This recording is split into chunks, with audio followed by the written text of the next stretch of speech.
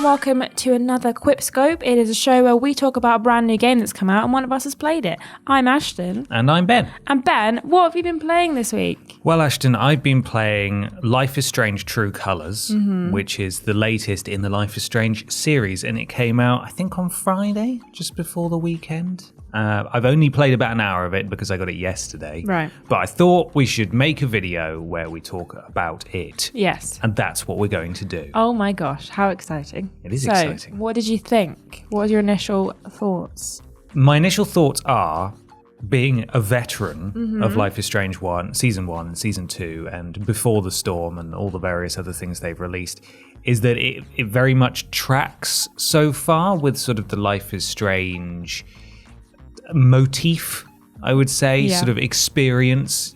You're in this town called Haven Springs, which is this idyllic mountain town, and it's got like a stream running through the center of it with the backs directly onto people's properties. It looks beautiful, and graphically it has come along very nicely, I would say, from Life is Strange. I'm playing it on PS5, but even so, they've definitely overhauled the engine and it looks way nicer. But it's definitely got that same, the vibe is the same as other Life is Strange game. All the indie music, all the sort of alt rock music playing, and you know, it's sort of like, whoa, how beautiful life is, but also, man, aren't people terrible?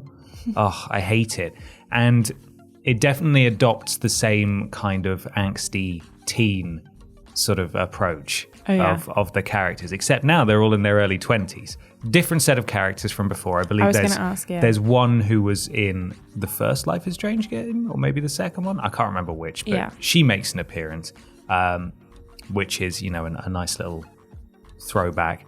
But so far, it's doing a really good job of building the world. This is a different approach that they've gone for this time, in that all of the episodes are included from day one. You don't have to wait for episodes to be released, so you can just binge the whole thing in one go. And you play as Alex Chen, who was sort of in there was no sort of about it. She was in the foster system, sort of grew up in a home and had a terrible time, seemingly. You can go on her phone and read her text messages, and you can scroll all the way back up and they go back years. And it's a really good way of sort of building her character without spending time fixating on it. Like cutscenes or flashbacks. Exactly. Yeah. So you can scroll up and you can read some of the, you know, messages that she's had with different people, and like some of the experiences that she's had. And she has had a terrible time with people taking advantage and being horrible, because she's run away from the home and she's needed a place to stay. And they never shy away from sort of the nasty stuff that happens to people. Yeah. And while they're only alluded to in these text messages, it really does help build this character before you've even really gotten to know her. You know what she's been through and experienced, and I really appreciate that. The main thrust of this, obviously, is that she's got this special ability where she can sort of sense people's emotions, and she can hear what they're feeling and thinking. Oh yeah, don't they call it, she's like an empath? Yeah. That may well be what it's called. It hasn't been labelled yet in the game anyway. I think I remembered going, empath? That's not a power, that's just a kind of person, isn't it? You're just nice. You're just a nice person. But no, she can like see people's auras, or their true colours, I suppose, by holding down like a shoulder button at certain times, and you can see stuff. But it seems that the seeds are being sown, and I won't give any specific examples, but the seeds are being sown that she doesn't just know what people are feeling.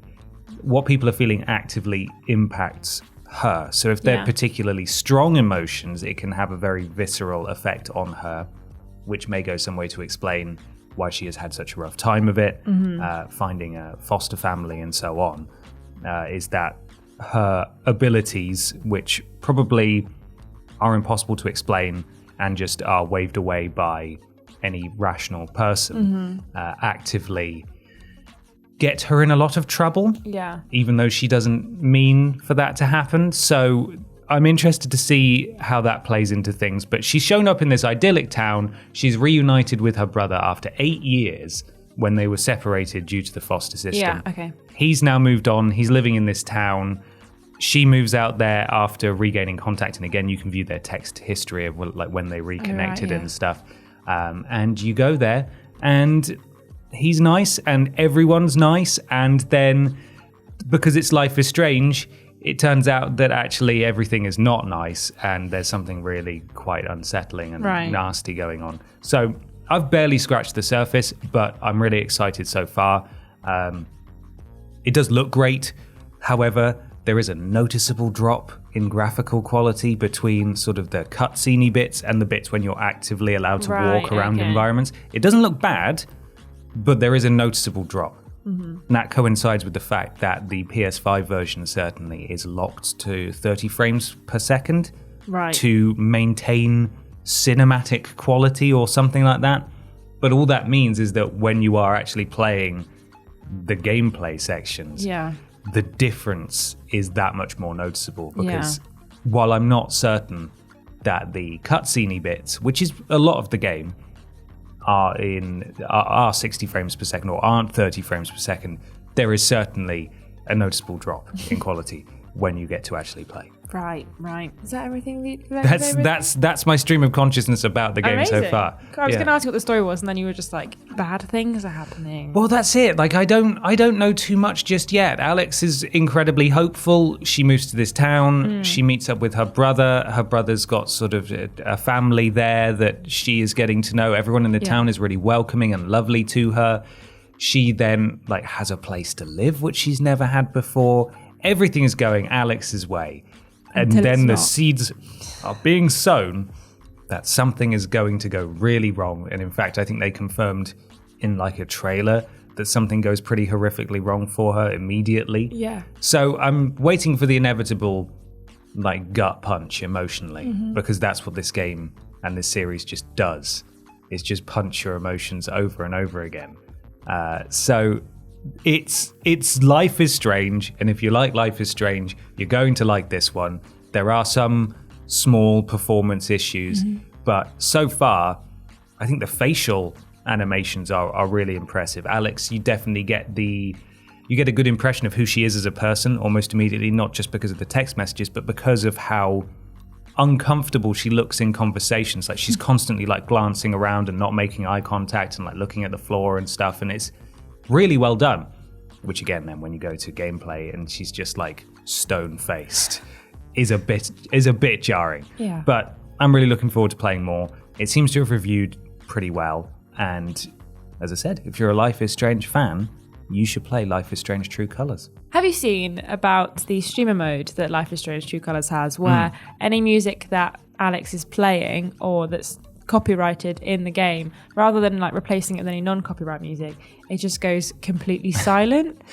Well, that's a shame. Yes. I do understand it because it is full of licensed music, which obviously enhances the experience. What I was most interested in about the streamer mode is that you can, if you install a Twitch plugin, give the chat full control over all decisions based on voting. So you can set the timer, be it 5 minutes, which is hysterically too long for any decisions, 30 seconds or 15 seconds. You only really need 15 seconds. And people can then just vote on all the dialogue options and all that kind of stuff. I think dialogue options anyway. But that's what I was most interested about with streamer mode. I just assumed with streamer mode that it would just turn off the music, because it says turn off copyrighted music. Yeah. So I was like, I mean, it's going to do that. It's a shame. I think it's because I saw a clip from Don't Rage Quit, who is a friend of the channel.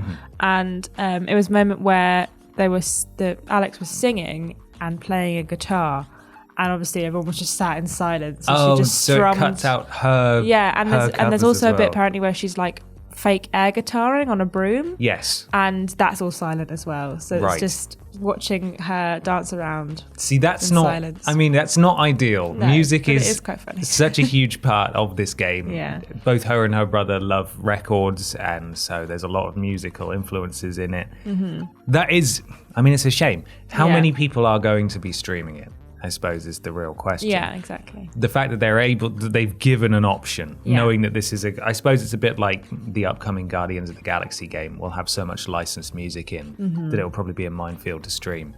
Death Stranding, I streamed, and that got the entire stream's audio muted because just one song played ambiently as I crested a hill. And it's really hard to stream games. The fact they've given that option is nice. Yeah. Even if it highlights the fact that it's absurd that you can't have licensed music in games. Yeah. But there we are. It's Life is Strange True Colors.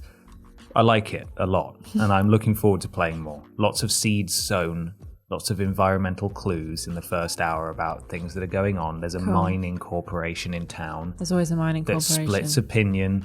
And are they going to do naughty stuff? Probably. Are they going to dig too deep? They might. They might. They genuinely might. So I suppose we'll just have to find out, won't we? Life is Strange. True Colors. Yeah. More like Life is Strange. Choose colors because you get to make different decisions. Okay. Life is Strange. True Colors. More like Life is Strange. True Silence. As you all sit and watch her air guitar in silence. That's good. Yeah. That's good. I like that one. Life is Strange. True Colors. More like Life is Strange. True Brothers. Because you and your brother have a strong bond, even though you are a girl. Okay. Life is Strange, True Colors. More like Life is Strange, Twitch Chooses. Okay. Yeah. Well, I don't think we're going to improve on that. Because it's the same letters, isn't it? TC. Did it. Oh, okay. All right. No, that's fine. Okay, we're going to go I'm not very good now. at these pun things. I'm going to work on it in my spare time. Please do. I will. Okay. Bye, everybody. Thanks for watching. Bye. Bye.